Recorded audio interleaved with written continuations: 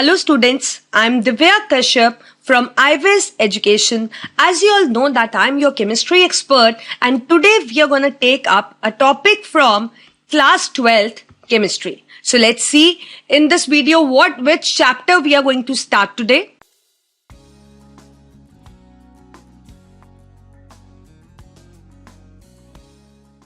The chapter is D and F block elements. We are going to start with D and F block elements.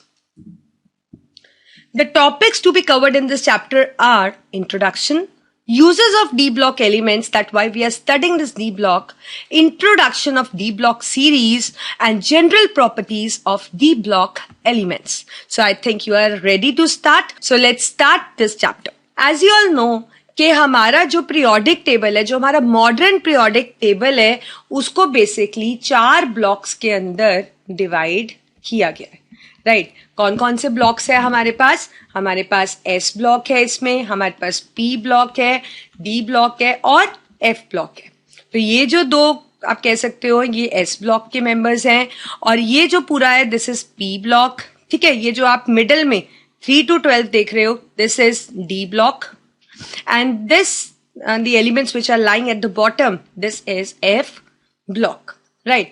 तो जो S और P block है इनको हम क्या बुलाते हैं? We call them with a common name that is representative elements. They are called as representative elements. ठीक है, जो D block है हमारा this one from 3 to 12 it is called as, or you can say the common name to given to the elements of this groups is transition elements. They are called as transition elements. And this F block, that is this which is lying here, but you can say that these are placed at the bottom. लेकिन 57 से 71 और 89 से 103 ये elements D block के अंदर ही present है. पर इनमें जो फिलिंग होती है, जो लास्ट इलेक्ट्रॉन होता है वो एफ ब्लॉक में एंटर करता है. Therefore they are called as inner transition elements. They are called as inner transition elements. तो इस चैप्टर के अंदर हम डी ब्लॉक और इनर ट्रांजिशन एलिमेंट्स के बारे में पढ़ने वाले हैं. So let's start. अब देखिए सबसे पहले हम डी ब्लॉक के बारे में पढ़ रहे हैं. इस वीडियो में हम जो मेन कंसिडर करेंगे we are going to consider the D block. तो सबसे पहले तो हमें ये जानना है कि जो एलिमेंट्स होते हैं डी ब्लॉक के उनके अंदर ऐसा कौन सा फीचर होता है, कौन सा ऐसा कॉमन फीचर होता है जो वो सेम मतलब आप कह सकते हो ब्लॉक के अंदर है, that is in D block. या किसी भी एलिमेंट की कॉन्फ़िगरेशन देखकर या उसको देखकर आप कैसे पहचान पाते हो कि डी ब्लॉक का मेंबर है. देखिए तो डी ब्लॉक का मेंबर होने के लिए या जितने भी एलिमेंट्स हैं डी ब्लॉक के दे एक्चुअली हैव, हम यहाँ लिख लेते हैं, they have unfilled d orbital. They have unfilled d orbital. उनका d orbital complete नहीं होता और ये unfilled d orbital या तो उनकी आप कह सकते हो एलिमेंटल स्टेट में हमें देखने को मिलता है या फिर हमें उनकी आयनिक स्टेट में ये देखने को मिलता है या फिर दोनों स्टेट्स में हमें दिखता है. मतलब उनके जो डी ऑर्बिटल होता है वो फिल्ड नहीं होता. जैसे आपको पता है डी के अंदर 10 इलेक्ट्रॉन्स होते हैं तो वो फिल होता है. तो इसका मतलब उनमें 10 से कम इलेक्ट्रॉन्स होते हैं एलिमेंटल या आयनिक स्टेट के अंदर. For example let us take an example of the element with atomic number 24. और कौन सा एलिमेंट है हमारे पास 24 वाला, हम देख लेते हैं. We are talking about chromium. तो क्रोमियम की अगर हम इलेक्ट्रॉनिक कॉन्फ़िगरेशन देखें तो क्रोमियम की इलेक्ट्रॉनिक कॉन्फ़िगरेशन हमारे पास होती है आर्गन 18 4s1 3d5. ठीक है, तो आप देख पा रहे हो कि इसके डी ऑर्बिटल कंप्लीटली फिल्ड नहीं है, इसलिए ये डी ब्लॉक का एलिमेंट है. सिमिलरली अगर आप कॉपर का करते हो जिसका एटॉमिक नंबर 29 है तो आपको पता है उसकी कॉन्फ़िगरेशन होती है आर्गन 18 4s1 3d9. तो इसका भी आप देख रहे हो डी ऑर्बिटल फिल नहीं है, that means it is a member of this thing the D block. अब इनको हमने एलिमेंटल स्टेट में देखा. Let's see them in the ionic state. Ionic state में आपको पता है यूजुअली क्रोमियम 3 पॉजिटिव की तरह एग्जिस्ट करता है. तो अगर 3 पॉजिटिव मतलब 3 इलेक्ट्रॉन हम इससे रिमूव करा देते हैं तो हमारे पास कॉन्फ़िगरेशन जो बन जाएगी दैट इज आर्गन 18 3d3. तो यहां पे भी इसका डी जो ब्लॉक है उसमें अनफिल्ड इलेक्ट्रॉन्स है। तो दैट मीन्स कभी भी किसी एलिमेंट के अंदर अनफिल्ड डी ऑर्बिटल हो, चाहे एलिमेंटल या आयनिक स्टेट में, उसको हम डी ब्लॉक का मेंबर बुलाते हैं। That is you can say a member of D block. तो ये तो आपको क्लियर हो गया। लेकिन हमें इसके अंदर कुछ एक्सेप्शनल केसेस भी देखने को मिलते हैं। फॉर एग्जाम्पल, अगर आप ये लास्ट वालों की कॉन्फ़िगरेशन देखोगे, जिंक, कैडमियम और मरकरी, तो इसमें आप देखोगे कि इनका डी ऑर्बिटल अनफिल्ड नहीं है। देखते हैं आगे। नाउ लेट्स से अगर हम जिंक की बात करते हैं, जिंक का एटॉमिक नंबर है 30। तो जिंक की अगर हम इलेक्ट्रॉनिक कॉन्फ़िगरेशन लिख लेते हैं तो ये हमारे पास आती है आर्गन 18 4s2 3d10। तो यहां पे इसका जो डी ऑर्बिटल है वो बिल्कुल फिल्ड है। आयनिक स्टेट में देख लेते हैं। आयनिक स्टेट में देखें तब भी क्या आएगा, आर्गन 18 4s से 2 इलेक्ट्रॉन्स निकल गए, तब भी डी क्या है, कंप्लीटली फिल्ड। तो सिमिलरली यही चीज हमें कैडमियम और मरकरी में भी देखने को मिलती है। पर आप देखोगे चाहे इनका डी ऑर्बिटल अनफिल्ड है, लेकिन ये डी ब्लॉक के मेंबर हैं। ऐसा इसलिए है क्योंकि इनकी कुछ प्रॉपर्टीज हैं जो कि डी ब्लॉक के एलिमेंट्स के साथ मैच करती है। देयर प्रॉपर्टीज मैच और गो विद, आप कह सकते हो, with the D block elements. इसीलिए इनको एक्सेप्शनली प्लेस किया गया है डी ब्लॉक के अंदर। तो आप समझ गए हो कि किस तरह से क्या एक्सेप्शंस है और क्या जनरल आप कह सकते हो कि क्राइटेरिया है जानने के लिए कि ये एलिमेंट डी ब्लॉक का मेंबर है या नहीं है। अब हम पढ़ते हैं uses of D block elements, मतलब what is the need to study about D block elements. ऐसा कौन सा इनका यूज है जो इनको हेल्पफुल बनाता है। So let's study with that what are the uses of D block elements. तो सबसे पहले तो इसके अंदर जो आप कह सकते हो मेंबर्स प्रेजेंट हैं डी ब्लॉक के अंदर, उनका काफी अलग अलग तरह का इंपॉर्टेंस है। लाइक इसके अंदर कॉइनेज मेटल्स भी प्रेजेंट है जिनके कॉइन्स बनते हैं, like we have copper, silver and gold. Similarly इसके अंदर कुछ नोबल मेटल्स भी प्रेजेंट है। नोबल मेटल्स मतलब जो किसी के साथ रिएक्ट नहीं करते या बहुत ही कम रिएक्टिव हैं, like we have silver, gold and platinum.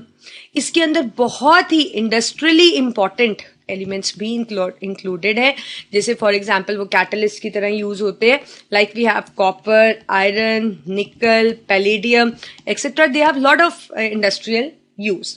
Even इसके अंदर कुछ ऐसे एलिमेंट्स भी प्रेजेंट हैं जो कि आप कह सकते हो हमारी कंट्री की सिक्योरिटी पर्पस के लिए यूज होते हैं, और आप कह सकते हो they are strategic metals, like we have titanium, we have zirconium. So they are used for making some defensive instruments, or you can say defensive articles, which help in the security purpose of our country. So this is why the D block elements are very important and we are studying them in detail. अब अगर हम D block elements की बात करें तो जैसे आप S और पी के बारे में पढ़ते हैं तो हम उनको ग्रुप्स और पीरियड्स में पढ़ते हैं, है ना। हम उनको कैसे पढ़ते हैं, ग्रुप्स और पीरियड्स के अंदर। जैसे अगर एस ब्लॉक को पढ़ना, हम कहते हैं फर्स्ट ग्रुप है lithium, sodium, potassium, rubidium, caesium, francium. P block को पढ़ना है तब भी ऐसे पढ़ते हो, ऐसे आप पीरियड्स पढ़ते हो, राइट। लेकिन डी ब्लॉक को याद करने का तरीका बिल्कुल अलग है। They are studied in series. उनको हम कैसे पढ़ते हैं, उनको ग्रुप्स में ना पढ़कर हम सिर्फ उनकी हॉरिजॉन्टल रोज को पढ़ते हैं, जिनको हम क्या बोलते हैं, सीरीज, राइट। तो अब डिपेंडिंग अपॉन कि नंबर ऑफ शेल फिल्ड, मतलब इन सीरीज में कौन से शेल की फिलिंग हो रही है, उस हिसाब से इस सीरीज का नाम दिया गया। लाइक ये जो पहली सीरीज है डी ब्लॉक एलिमेंट की, ये यहां से शुरू होती है और आप देख रहे हो ये फोर्थ पीरियड है, मतलब इसके लिए एन क्या रहता है, 4। तो अगर हम जनरल इलेक्ट्रॉनिक कॉन्फ़िगरेशन देख लें डी ब्लॉक एलिमेंट्स की, तो जनरल इलेक्ट्रॉनिक कॉन्फ़िगरेशन है हमारी NS022 N-1 D1 to 10। मतलब इसमें एक N शेल होता है और उसका जो इनर शेल होता है that is penultimate shell, that is the D block. तभी ये फोर्थ हॉरिजॉन्टल पीरियड से शुरू होता है। तो अगर N4 है हमारे पास, आप देखिए N4 है, तो ऑब्वियसली N-1 अगर हम करेंगे तो D हमारे पास कौन सा होगा, 3D। तो हम कह सकते हैं जो पहली सीरीज है उसमें 3D की फिलिंग होती है, जो दूसरी सीरीज है उसमें 4D की फिलिंग होती है, तीसरी में 5D की, और लास्ट में किसकी, फोर्थ सीरीज हमारे पास कौन सी है, जिसमें 6D की फिलिंग होती है। तो कहने का मतलब है कि डी ब्लॉक एलिमेंट्स में 4 सीरीज प्रेजेंट है, that is 3D, we have 4D, we have 5D and 6D तो ऑलमोस्ट इनकम्प्लीट ही है. आप देख सकते हो यहाँ पे एलिमेंट्स कंप्लीट नहीं है, राइट. सो लेकिन हमारे पास बेसिकली 4 सीरीज होती है. तो अब हम इनको पढ़ते हैं डिटेल के अंदर कि किस तरह से ये सीरीज में एलिमेंट्स है और इनकी क्या कॉन्फ़िगरेशन है. तो पहली सीरीज हम पढ़ने वाले हैं जिसके अंदर, जिसको हम 3D सीरीज कहते हैं. क्या कहते हैं? 3D series. तो अगर यहाँ पे 3D की फिलिंग होती है तो ऑब्वियसली n क्या होता होगा? 4, क्योंकि हमारे पास जो D होता है वो पेनल्टीमेट शेल होता है, मतलब n से एक नंबर छोटा. तो 4s और 3D मतलब इसमें 3D की फिलिंग रहती है. तो अगर हम फर्स्ट सीरीज को देखें, so it starts from scandium and end up to zinc. तो ये स्कैंडियम से शुरू होकर जिंक तक होती है, that is from the atomic number 21 to atomic number 30. तो यहाँ पे अगर हम इनकी इलेक्ट्रॉनिक कॉन्फ़िगरेशन देखें तो यहाँ पे जो इलेक्ट्रॉनिक कॉन्फ़िगरेशन है आर्गन 18 तो सबके लिए होगा. यहाँ पे फिलिंग कैसे होगी कि 4s2 और 3D के अंदर इलेक्ट्रॉन्स फिल होने स्टार्ट होंगे. तो अगर आप स्कैंडियम के लिए देखें तो scandium will be 4s2 3D1. Similarly titanium में एक इलेक्ट्रॉन बढ़ गया है तो it will be 4s2 3D2. This will be for titanium. ऐसे ही वेनेडियम में एक और इलेक्ट्रॉन बढ़ गया है तो it will be 4s2 3D3. Next we have chromium. Chromium में आप देख रहे हो कि एक इलेक्ट्रॉन बढ़ गया है, लेकिन इसकी जो कॉन्फ़िगरेशन है वो ऐसे नहीं हो रही है कि 4s2 3D4. आपको पता है उसके लिए एक्सेप्शनल रीजन है कि जो हाफ फिल्ड और फुली फिल्ड ऑर्बिटल्स होते हैं वो ज्यादा स्टेबल होते हैं. तो यहाँ पे एक्सेप्शनल कॉन्फ़िगरेशन है कि हम D को हाफ फिल्ड कर देंगे. So this will be 4s1 3D5. अब अगर आप मैग्नीज के अंदर देखें तो उसके अंदर हमारा सेम ऑर्डर रहेगा, दैट इज 4s2 और 3D5. ठीक है. और अगर आप आयरन की बात कर रहे हैं तो आयरन के अंदर हमारे पास वैसे ही 4s2 3D6. Similarly for cobalt it is going to be 4s2 3D7. For nickel it is going to be, I write here, 4s2 3D8. Next copper. अब आपको पता है कॉपर का क्या होना चाहिए? 4s2 3D9. पर क्योंकि because it is very close to the complete filled configuration तो इसका भी एक्सेप्शनल केस रहता है कि हम इसमें एक इलेक्ट्रॉन इसमें डाल देते हैं, क्योंकि D और S में ऑलमोस्ट यहाँ पे सेम एनर्जीज होती हैं तो आप इलेक्ट्रॉन शफल कर सकते हो. इसीलिए क्योंकि हमें पता है half filled and fully filled orbitals are more stable. और जिंक की जहां हम बात करते हैं तो जिंक की इलेक्ट्रॉनिक कॉन्फ़िगरेशन अभी हम डिस्कस कर भी चुके हैं, that it is 4s2 3D10. तो this is the first series ranging from scandium to zinc. अब अगर हम सेकेंड ट्रांजिशन सीरीज के बारे में पढ़ेंगे तो वहां पे जो फिलिंग होगी वो 4D ऑर्बिटल की होगी. तो ऑब्वियसली S क्या रहेगा? That will be 5s. This series range from yttrium to cadmium. It ranges from yttrium to cadmium, right? Similarly, same तरह का इलेक्ट्रॉनिक कॉन्फ़िगरेशन भी यहाँ आपको देखा जाएगा, बट सिर्फ फर्क क्या रहेगा कि यहाँ पे 5s2 की फिलिंग और 4D1 होगा. सिमिलरली सेकेंड आपका जो रहेगा that will B 4D2. Third element का जो रहेगा इट विल बी 4D3. और फोर्थ का जो रहेगा दैट इज नॉट 4D4, क्योंकि इसको हम उसकी कॉपर क्रोमियम की तरह ही इसको हाफ फिल्ड बना देंगे, that is 5s1 4D5. So that means for मॉलीबेडनम the configuration is exceptionally this. Similarly next element के लिए हमारे पास 5s2 4D5 ही रहेगा. फिर उसके बाद सेम आपको पता है कि यहाँ पे सेम तरह की कॉन्फ़िगरेशन रिपीट होती रहेगी. फिर सिल्वर के लिए हम एक्सेप्शनल कॉन्फ़िगरेशन बना देंगे in which 5s1 and 4D9 will be there. और कैडमियम हम पढ़ चुके हैं which is 5s2 4D10, that is completely filled D orbital. So this is the second transition series of D block element. अब ऐसे ही अगर हम थर्ड ट्रांजिशन सीरीज के बारे में पढ़ें तो जो थर्ड ट्रांजिशन सीरीज है उसके अंदर फिलिंग किसकी होगी? पहले में हमने 3D करा, फिर 4D. ऑब्वियसली यहाँ पे हमारे पास होगी 5D और 6s. एंड यहाँ पे इस वाले थर्ड ट्रांजिशन सीरीज में 57 से लेकर 71 तक आप देख रहे हो यहाँ पे हमारे पास F ब्लॉक एलिमेंट्स भी आ जाएंगे, ranging from lanthanum to lutetium. Lanthanum to lutetium, और इनके अंदर F ब्लॉक की फिलिंग होती है. जैसे कि अगर आप लैंथेनम की कॉन्फ़िगरेशन देखो तो लैंथेनम का एटॉमिक नंबर है 57। तो अगर हम कॉन्फ़िगरेशन लिखेंगे that will B xenon, right, 4f0 5d1 6s2। और अगर आप यही हैफनियम की देखोगे, नेक्स्ट जो आपका एलिमेंट है हैफनियम, तो अगर हम हैफनियम की देखेंगे, हैफनियम का एटॉमिक नंबर है हमारे पास 72। तो इसका हमारा इलेक्ट्रॉनिक कॉन्फ़िगरेशन रहेगा xenon 54 4f, we have 5d2 6s2, right. तो मतलब 54 56 58 और यहाँ पे हमारे फिल्ड हो गए 14, राइट। तो इस तरह से ये इलेक्ट्रॉनिक कॉन्फ़िगरेशन आपको देखने को मिलेगी थर्ड ट्रांजिशन सीरीज की। तो जिसमें लास्ट इलेक्ट्रॉन एफ में आता होगा वो प्योरली एफ ब्लॉक का एलिमेंट होगा, पर उसके बाद एफ ब्लॉक की फिलिंग तो है, लेकिन लास्ट इलेक्ट्रॉन किस में एंटर हो रहा है, डी के अंदर ही। अब हम ऐसे ही हमारी जो फोर्थ ट्रांजिशन सीरीज है that is in which the filling of 6d take place, right. तो हमारे पास जो n रहता है वो 7 रहता है, मतलब 7s 6d, राइट। पर ये कंप्लीट नहीं है, it starts from actinium to lawrencium, ये यहाँ पे एफ ब्लॉक के एलिमेंट्स आ गए, and then from this to here it is not completed, right. तो अगर आप एक्टीनियम की इलेक्ट्रॉनिक कॉन्फ़िगरेशन देखोगे तो एटॉमिक नंबर है 89। तो आपके पास जो बन जाएगा उसका जो बेसिक इलेक्ट्रॉनिक कॉन्फ़िगरेशन रहेगा, इस तरह से आप उसकी फिलिंग करोगे 89 को, राइट। जैसे कि आप इसमें देख पा रहे हो कि जब हम इसकी फिलिंग करते हैं इस तरह से, तो आपके पास हमने वैसे ही ज़ीनॉन की तरह एक बेसिक एलिमेंट ले लिया that is radon which is 86 के अंदर हमारे पास यहाँ पे इनकी फिलिंग हो गई। जैसे कि आपकी इसमें लास्ट इलेक्ट्रॉन 5f में आता है, तो इट इज 87 88। अब अगर हम जनरल प्रॉपर्टीज करते हैं डी ब्लॉक एलिमेंट्स की, तो पहली प्रॉपर्टी तो हमारे पास ये है कि they are typical metals, they are typical metals, क्योंकि इनकी जो आयनाइजेशन एनर्जी है वो काफी लो है, इसलिए ये इजीली इलेक्ट्रॉन लूज कर सकते हैं। और आपको पता है इलेक्ट्रॉन लूज करना किसकी प्रॉपर्टी होती है, it is a property for metals.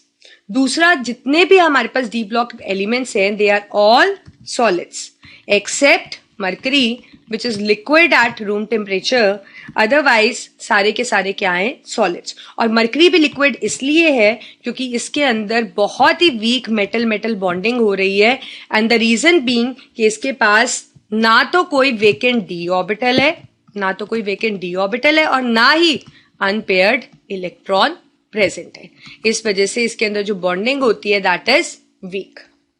Similarly like we have talk about mercury, zinc और हमारे पास जो है कैडमियम, इनके अंदर भी वीक बॉन्डिंग है but they are weak solids. Same reason, no vacant D orbital and no unpaired electrons. लेकिन अगर हम जनरल डी ब्लॉक एलिमेंट्स की बात करें तो इनका high melting and boiling point present होता है, क्योंकि जनरली इनके अंदर अनपेयर्ड इलेक्ट्रॉन्स प्रेजेंट होते हैं, राइट। तो इसलिए ओवरलैपिंग मेटल मेटल बॉन्ड की अच्छी हो पाती है, और जो मेल्टिंग और बॉइलिंग पॉइंट होता है वो कंपैरेटिवली हाई होता है। Next, they have high density as compare to the S and P block elements. और ये तो हम डिस्कस कर ही चुके हैं कि इलेक्ट्रॉन लूज करते हैं, so that means they are electropositive in nature. What type of ions they form? They form electropositive ions. अब और प्रॉपर्टीज देखते हैं इनकी। सिमिलरली हमने इनकी प्रॉपर्टीज देखी that most of them form coloured compounds. Most of them इनके जो कंपाउंड्स बनते हैं दे आर कलर्ड, क्योंकि इनके अंदर डी ट्रांजिशंस पॉसिबल होती हैं। This we have already discuss in coordination कि जब लिगेंड अप्रोच करता है मेटल एटम, और ये मेटल एटम आपको पता है बेसिकली डी ब्लॉक एलिमेंट का ही होता है क्योंकि वहां वेकेंट डी ऑर्बिटल होता है। तो लिगेंड जब मेटल एटम के अप्रोच करता है तो जो D orbital, degenerate orbital है that split into two parts, axial और नॉन एक्सियल सेट्स, राइट। तो उस अकॉर्डिंग इनके अंदर इलेक्ट्रॉन्स एंटर होते हैं, और जब इलेक्ट्रॉन्स इनमें एंटर होते हैं तो वहां पे डी ट्रांजिशंस पॉसिबल होती हैं, और जहां डी ट्रांजिशन पॉसिबल होती है तो वहां पे जो कंपाउंड्स होते हैं उनका एक स्पेसिफिक कलर होता है। Because they have vacant D orbital, so that means they form complexes. ये कोऑर्डिनेट कॉम्प्लेक्सेस बनाते हैं, और उसका रीजन क्या है, क्योंकि इनके पास एम्प्टी डी ऑर्बिटल होता है, so they can bond with ligand. And one of the important characteristic कि इनका जो डी ब्लॉक ऑर्बिटल है वो वेकेंट होने करके और आप कह सकते हो अनपेयर्ड इलेक्ट्रॉन्स होने करके इनके अंदर ये variety of oxidation states show करते हैं. इनकी ऑक्सीडेशन स्टेट्स बहुत ही ज्यादा वेरी करती है. फॉर एग्जाम्पल आयरन आपको पता है +2 और +3 ऑक्सीडेशन स्टेट में भी मिलता है. निकल आपके पास +2 और +3 में भी मिलता है. अगर हम क्रोमियम की बात करें तो chromium 2 positive, 3 positive, 6 positive oxidation state भी शो करता है. इन सब में से जो सबसे ज्यादा हाईएस्ट ऑक्सीडेशन स्टेट शो करता है दैट इज ऑस्मियम, और ये क्वेश्चन पूछा जाता है that is +8. And more over क्योंकि इनके अंदर अनपेयर्ड इलेक्ट्रॉन्स है तो इनका नेचर क्या है, they are paramagnetic in nature. मतलब अगर इनको मैग्नेटिक फील्ड में रख दिया जाए so they get attracted towards magnetic field and the reason being unpaired electrons. अगर आप सपोज कोई भी डी ब्लॉक के एलिमेंट्स ए और बी को कंपेयर कर रहे हो तो जिसके अंदर अनपेयर्ड इलेक्ट्रॉन्स ज्यादा होंगे उतना वो ज्यादा उसके अंदर पैरामैग्नेटिक करेक्टर होगा, मतलब वो उतना ही ज्यादा मैग्नेट से अट्रैक्ट होगा. So I think you got it. So these were the general properties of D block elements. Video में अब हम काफी कुछ पढ़ चुके हैं. क्या क्राइटेरिया है एलिमेंट को डी ब्लॉक में क्लासिफाई करने का, उनके क्या यूजेस हैं, कैसे हम सीरीज को पढ़ते हैं और क्या जनरल प्रॉपर्टीज हैं सारी डी ब्लॉक एलिमेंट्स की, we have already done in this video. So we'll meet in the next video where we are going to discuss all the properties of D block elements in detail. So if you need to have more view on the videos, subscribe to IVIS Education. So me, Divya Kashyap, signing off.